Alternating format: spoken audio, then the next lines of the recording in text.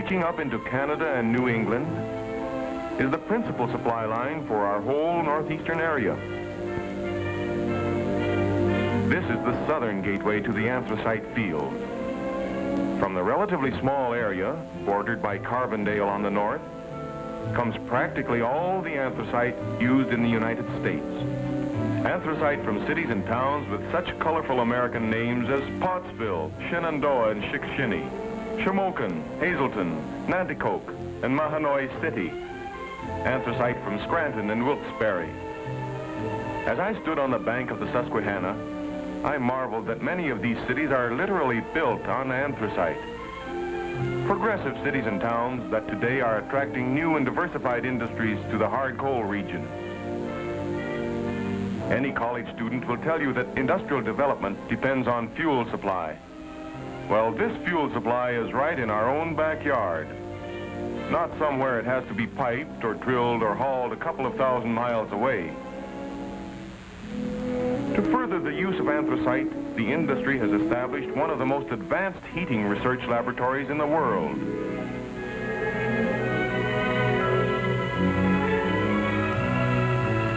At Schuylkill Haven, Pennsylvania, the U.S. Bureau of Mines works hand in hand with engineers and scientists to find new uses for anthracite.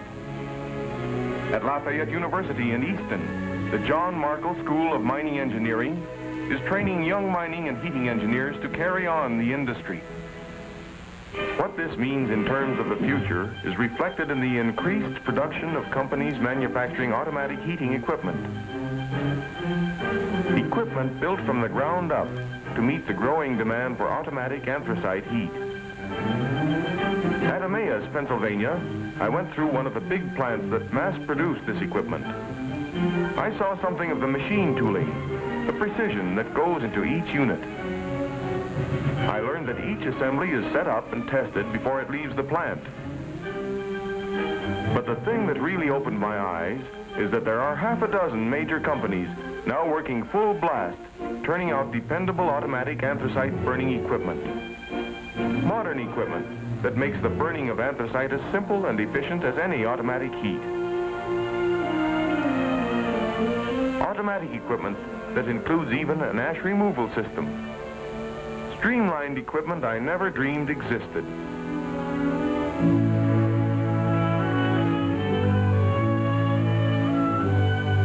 Equipment to convert hand-fired systems to automatic heat.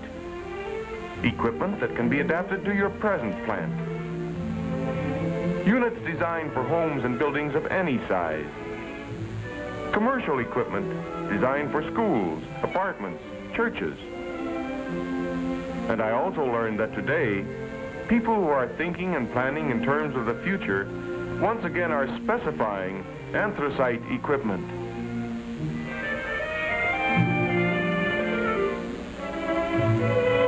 A public water company might seem a long way from the subject of anthracite. But here I learned how research has developed new uses for our black diamonds. For instance, there's a remarkable substance used by cities all over the world for filtering drinking water. That substance is made from anthracite. I never thought of coal being made so clean it actually helps purify the water we drink. Farmers and even backyard gardeners discovered years ago that anthracite ash is one of the finest soil conditioners they can use. Experiments conducted by the Mellon Institute have proven that ash is as effective and far less expensive than any other soil conditioner. Somehow the story of those big black diamonds was becoming more and more intriguing. I wanted to see what a mining town is like today. So crossing the river, I headed into the valley.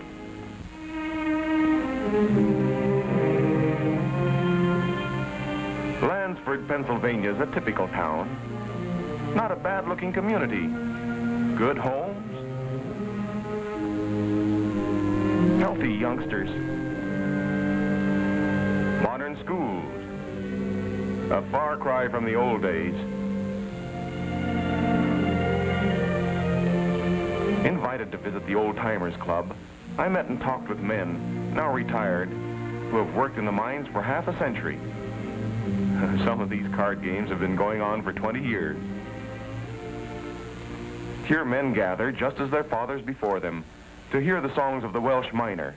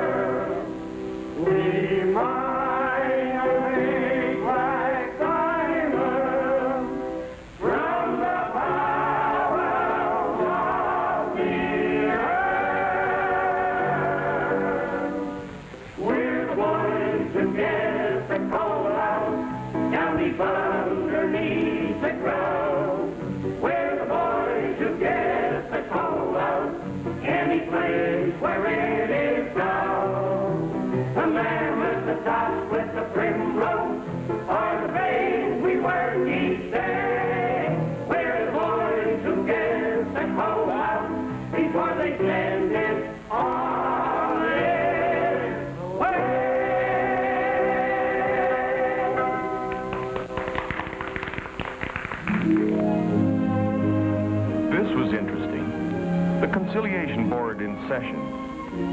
This is one of the oldest and most effective labor relations groups in the country. Here men of labor and men of management sit down together and work out their problems as neighbors and friends. Thanks to them, industry-wide work stoppages caused by strikes have been practically non-existent for 25 years. Next day, one of the men took me out to see a strip mining operation. Whenever anthracite appears near enough to the surface to permit this type of mining, fully 90% of the coal is recoverable.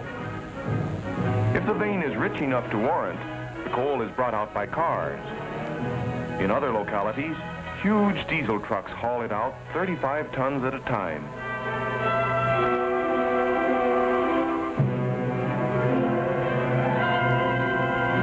I saw what a tremendous mechanized operation it takes to handle this vast tonnage. I began to look on these black diamonds and the men who mine them with a great deal more respect.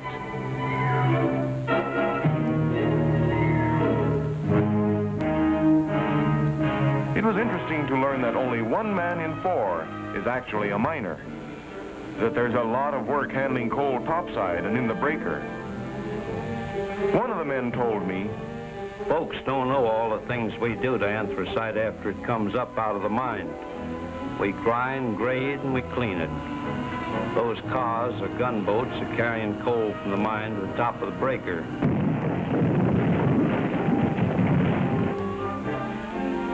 It's dumped into what we call a chance cone and cleaned.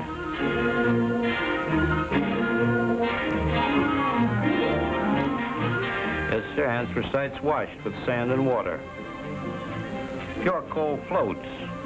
Slate and all other impurities sink to the bottom. The washed coal travels down into the breaker where we screen it and get the different sizes for home use. Rice and buckwheat are cut for both domestic use and for industrial plants.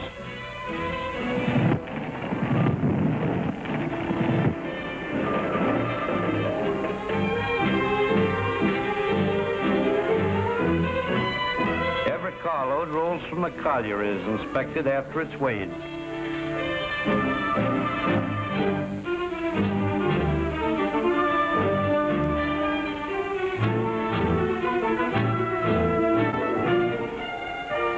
The inspector takes a sample for testing.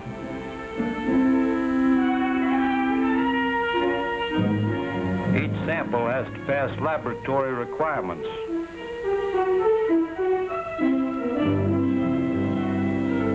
Yes, sir, when you use anthracite, you know you're getting clean coal. Clean coal. I'd never realized that polluting the air with unnecessary smoke has created quite a health problem. The important thing, we're breathing this stuff. New York City estimates that 176 tons of solid matter fall on each square mile of Manhattan every 30 days. Ask any car owner after half a day in a parking lot. Or ask the housewife who hangs out the family wash. The fact that anthracite will not smoke under any condition surely is one big step toward cleaner homes and cleaner cities. To see how builders are planning for the future, I went to Philadelphia and called on George Daub, one of the country's leading architects. I saw blueprints of new homes to be heated with anthracite.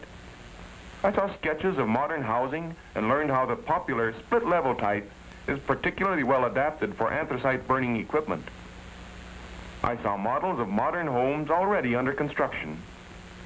This is the boiler room of this traditional split-level house.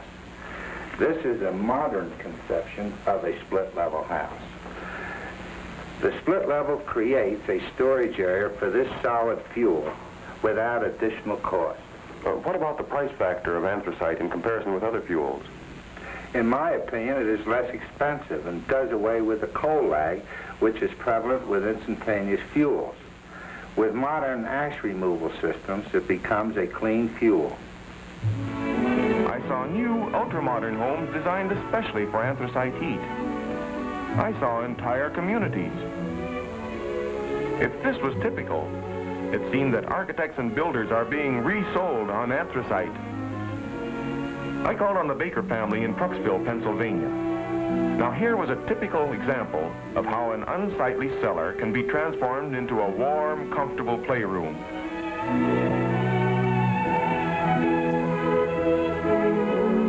The coal is fed automatically, and the ashes are carried by vacuum through pipes to a closed container outside the house. In Plainfield, New Jersey, I saw new modern corbovayers in action. These are the latest in coal delivery trucks. Streamlined and completely enclosed, the corbovayer brings even new convenience in the way anthracite is delivered to the home or apartment.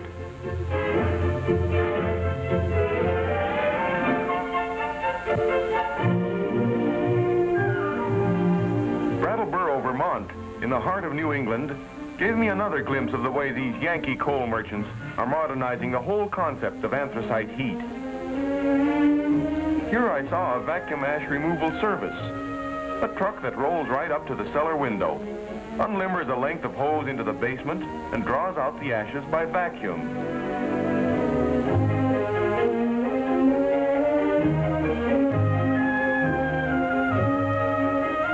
The whole operation is so clean, Mama can do her laundry at the same time.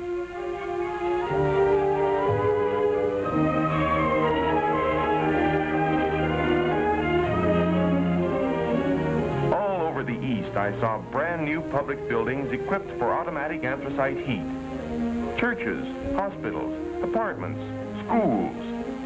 Incidentally, schools with an installation such as this modern equipment at Saddle Rock, Long Island, are being designated by civil defense authorities as preferred shelters in case of an emergency.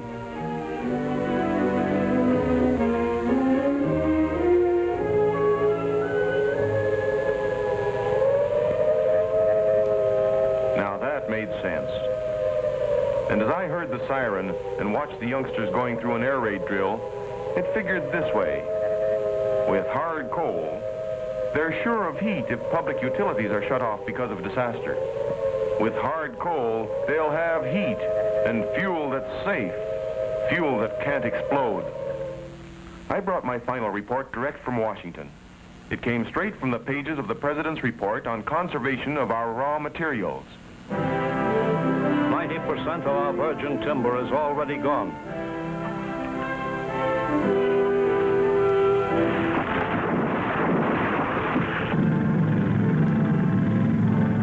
We are taking 3 times as much ore from the earth as we mined at the turn of the century. Our fuel reserves are being depleted at an even more alarming rate. Our proven natural gas reserves represent less than 1% of our recoverable fuel resources, enough for only 23 years. Our known domestic reserves of oil represent less than 2%, enough for less than 13 years. Coal, on the other hand, represents 87% of our known natural fuel reserve, a supply sufficient to anticipate our normal needs for generations to come. Today, anthracite is a source of energy and warmth upon which the homes of our Middle Atlantic states, New England, and Canada may surely depend. Modern equipment, modern design, and scientific research are combining to make these black diamonds the fuel of the future.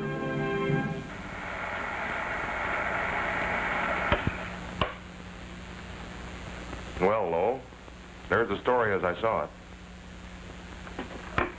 Jack, I wonder if you get the real significance of the story. True, our engineers and scientists have developed modern equipment that makes the burning of anthracite as convenient, as efficient, and as economical as any other heating fuel. But more important, by making anthracite attractive to the modern homeowner and builder, the industry is performing a public service vitally important to the economy of our entire country. Our strategic resources of oil and gas are limited, and we are burning them up at an alarming rate. On the other hand, we have more than 150 years' supply of anthracite. Therefore, one of the most important steps in any natural conservation program is to use this abundant fuel supply to heat the homes and buildings of our northeastern states. From Virginia to Canada, anthracite is the logical, most dependable fuel of the future.